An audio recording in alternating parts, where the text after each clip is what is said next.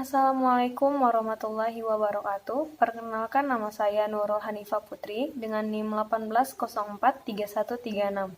Mahasiswi jurusan akuntansi Fakultas Ekonomi Universitas Negeri Padang. Baiklah, di sini saya akan menjelaskan mengenai materi pertemuan 1 dan pertemuan 2 mata kuliah teori akuntansi beserta diskusi pertemuan 1 dan pertemuan 2. Baiklah, di sini kita akan mempelajari materi 1 dan materi 2 teori akuntansi. Yang materi 1 itu konsep teori akuntansi dan materi 2 rekayasaan pelaporan keuangan. Nah, jadi learning outcome untuk materi pertemuan 1 yaitu mahasiswa mampu memahami konsep dan perspektif teori akuntansi serta hubungannya dengan riset dan praktik akuntansi. Dan yang materi 2 yaitu mahasiswa memahami latar belakang perekayasaan pelaporan keuangan dan prosesnya, serta memahami kerangka konseptual FASB. Nah, kita mulai dari materi 1. Jadi di materi 1 ini ada beberapa hal yang perlu kita pelajari. Jadi yang pertama itu arti penting akuntansi. Nah, jadi teori akuntansi itu sangat erat kaitannya dengan akuntansi keuangan. Bahkan teori akuntansi itu dijumpai khususnya dalam konteks akuntansi keuangan ya. Nah, jadi pengertian dari teori akuntansi sangat bergantung pada pendefinisian akuntansi sebagai suatu bidang pengetahuan. Nah, jadi dari sini pun kita udah mengetahui pentingnya akuntansi itu. Nah, jadi artinya kedudukan akuntansi dalam tatanan pengetahuan juga menentukan pengertian dan lingkup dari teori akuntansi. Nah, kita lanjut ke pengertian akuntansi dan teori akuntansi. Jadi, akuntansi itu apa sih? Akuntansi itu merupakan suatu sistem informasi yang menyediakan laporan untuk para pemangku kepentingan.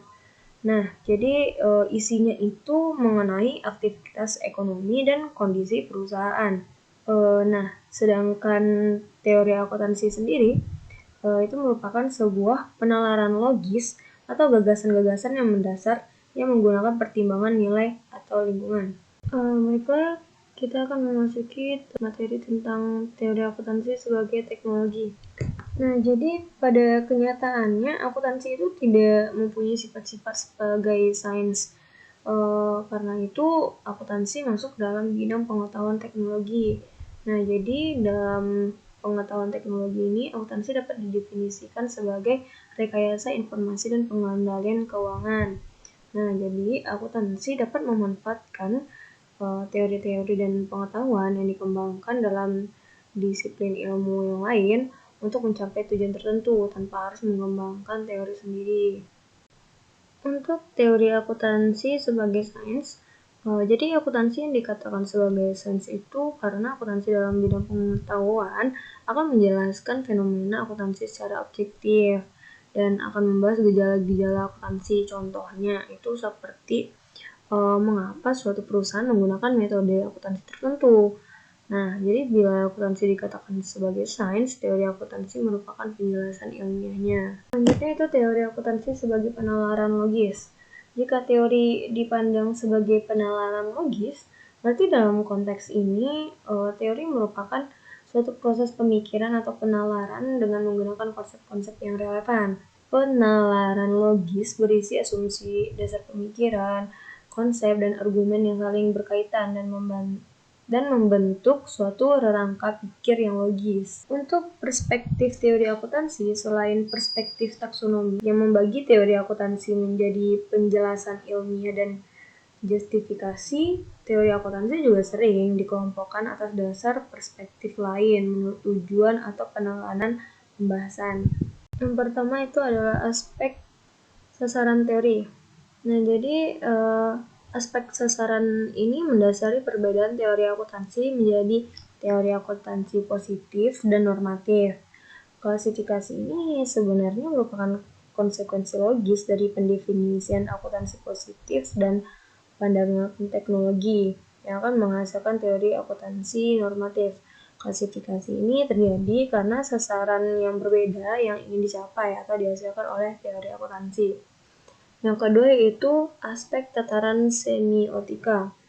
Nah, semiotika itu apa sih?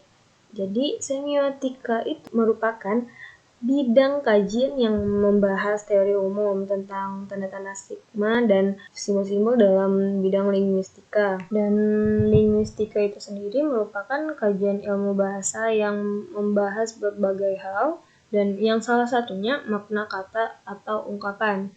Jadi, akuntansi berkepentingan dengan ejaan atau penyampaian informasi sebagai sarana komunikasi bisnis, sehingga akuntansi dapat disebut bahasa bisnis.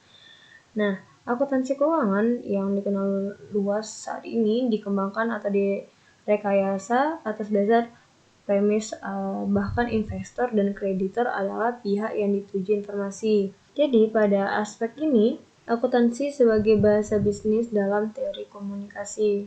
Nah, selanjutnya itu ada aspek pendekatan penalaran. Nah, sebelumnya sudah dijelaskan bahwa teori akuntansi dapat diartikan sebagai penalaran logis. Ya, yang itu memberikan penjelasan dan alasan tentang perlakuan akuntansi tertentu. Jadi, penjelasan ilmiah juga memerlukan suatu penalaran logis. Nah, penalaran di sini merupakan proses berpikir terhadap suatu pernyataan atau penjelasan. Selanjutnya saya akan mencoba untuk menjawab pertanyaan diskusi pertemuan 1. Pertanyaan pertama yaitu bagaimana posisi yang diambil Suarjono, penulis buku teori akuntansi tentang akuntansi dan teori akuntansi. Nah, jadi pendefinisian akuntansi itu ada 3. Akuntansi sebagai seni, sains, dan teknologi. Nah, jadi Suarjono sendiri mengartikan akuntansi itu sebagai teknologi. Jadi akuntansi itu merupakan sistem informasi yang menyediakan laporan untuk para pemangku kepentingan. Jadi nanti itu isinya mengenai aktivitas ekonomi dan kondisi suatu perusahaan. Jadi bila akuntansi itu sendiri dikatakan sebagai teknologi, maka teori akuntansi diartikan sebagai penalaran logis. Nah, jika teori dipandang sebagai penalaran logis, berarti dalam konteks ini teori itu merupakan suatu proses pemikiran atau penalaran yang menggunakan konsep-konsep yang relevan. Nah, pertanyaan yang kedua adalah apa konsep kunci yang membedakan definisi akuntansi sebagai seni, sains, atau teknologi? Jadi menurut saya sendiri konsep kunci yang membedakan definisi akuntansi sebagai seni, sains, ataupun teknologi ini ialah tergantung bagaimana kita memandang akuntansi itu sendiri sebagai apa. Pertanyaan yang ketiga yaitu bagaimana akibat perbedaan dari nomor 2 terhadap definisi teori akuntansi menurut 3 sudut pandang itu. Nah, perbedaannya itu kalau teori akuntansi yang dikatakan sebagai sains itu kan ini dilihat dari fenomena akuntansi itu sendiri. Bagaimana pihak-pihak berkepentingan menggunakan akuntansi tersebut. Nah, kalau teori akuntansi yang dikatakan sebagai teknologi, kalau ini lebih ke perekayasaan pelaporan keuangan. Pertanyaan yang terakhir, jadi apa konsep utama yang membedakan definisi teori di teori akuntansi dan teori atau grand teori di metodologi penelitian? Nah, jadi kalau teori di teori akuntansi itu kita melihat teori ini tergantung konteks dan persepsi dari masing-masing orang yang mengartikannya. Sebagai contoh, jadi jika teori dipandang sebagai penalaran logis, dalam konteks ini teori merupakan suatu proses pemikiran atau penalaran dengan menggunakan konsep-konsep yang relevan. Dalam akuntansi, pernyataan yang dihasilkan tidak diturunkan dari pernyataan sebelumnya karena hal ini sulit dibuktikan secara logika. Oleh karena itu, Fasby lebih menyukai istilah konseptual framework daripada teori. Nah, jika teori atau grand teori di metode penelitian, grand teori merupakan setiap teori yang dicoba dari penjelasan keseluruhan kehidupan sosial, searah, atau pengalaman manusia. Dalam kaitannya dengan akuntansi, grand teori berkaitan dengan prinsip konservatisme.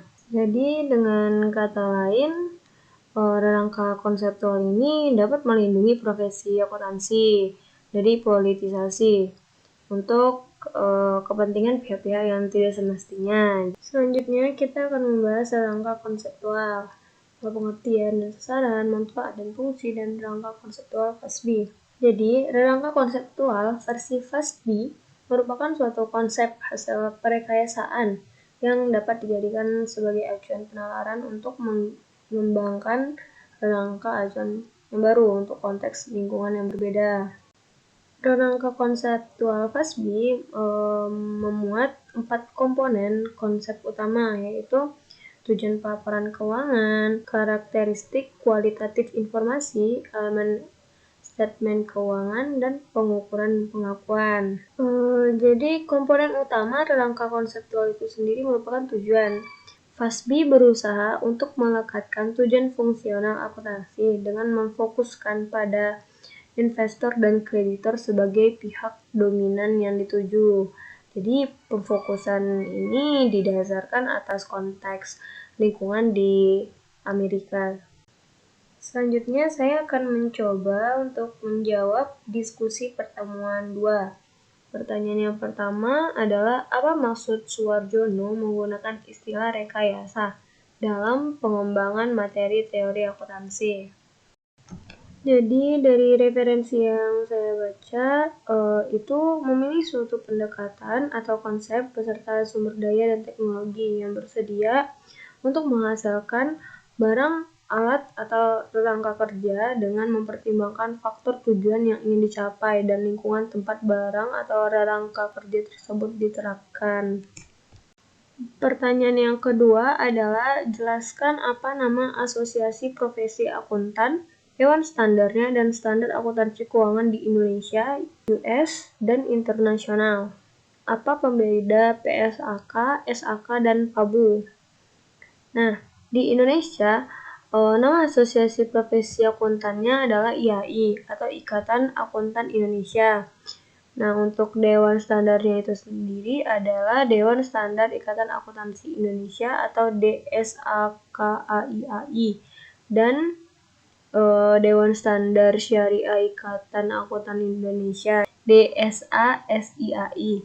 Di Indonesia sendiri juga memiliki beberapa standar akuntansi seperti SAK atau Standar Akuntansi Keuangan, SAKEMKM atau Standar Akuntansi Keuangan Entitas Mikro, Kecil, dan Menengah, SAK Etap, Standar Akuntansi Tanpa Akuntabilitas Publik, dan SAS, Standar Akuntansi Syariah. Nah, untuk di US, nama asosiasi akuntansi di US adalah American Institute of Certified Public Accountant, dan dewan standarnya yaitu Financial Accounting Standard Board atau FASB, dan juga memiliki standar akuntansi keuangan atau GAAP. Kepanjangannya itu General Accepted Accounting Principles. Di kancah internasional itu terdapat nama Asosiasi Profesi Akuntan Internasional, Federation of Accountants atau IFAC. Kemudian di global memiliki dewan standar yaitu International Accounting Standard Board. Sedangkan standar akuntansi keuangannya sendiri IFRS atau International Financial Reporting Standard. Untuk perbedaan antara PSAK, SAK, dan PABU, PSAK itu merupakan singkatan dari Pernyataan Standar Akuntansi Keuangan. Nah, standar ini merupakan pedoman prosedur dalam pembuatan laporan akuntansi. Nah, untuk SAK atau Standar Akuntansi Keuangan merupakan pernyataan standar akuntansi keuangan dan interpretasi standar akuntansi keuangan yang diterbitkan oleh Dewan Standar Ikatan Akuntan Indonesia dan Dewan Standar Syariah Ikatan Akuntan Indonesia, serta peraturan regulator pasar modal untuk entitas yang berada di bawah pengawasannya. Nah, untuk PABU atau GAAP itu merupakan standar umum akuntansi dan perusahaan go public yang telah dikembangkan selama bertahun-tahun yang digunakan oleh bisnis untuk mengatur informasi keuangan mereka. menjadi catatan transaksi keuangan yang ringkas dalam laporan keuangan. Pertanyaan selanjutnya itu apa saja karakteristik kualitatif yang tercangkup di dalamnya?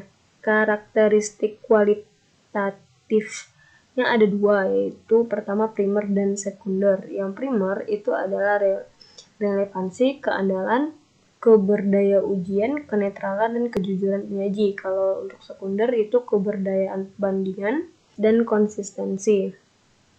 Nah, apa beda dari relevan dan reliability? Jadi, kalau relevan itu merupakan kemampuan informasi untuk membantu pemakainya dalam membedakan beberapa alternatif keputusan, sehingga pemakainya dapat dengan mudah untuk menentukan pilihan yang akan dipilihnya.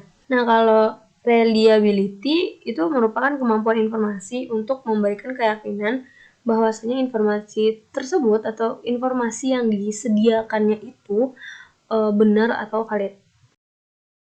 Baiklah, sekian dari saya. Terima kasih. Assalamualaikum warahmatullahi wabarakatuh.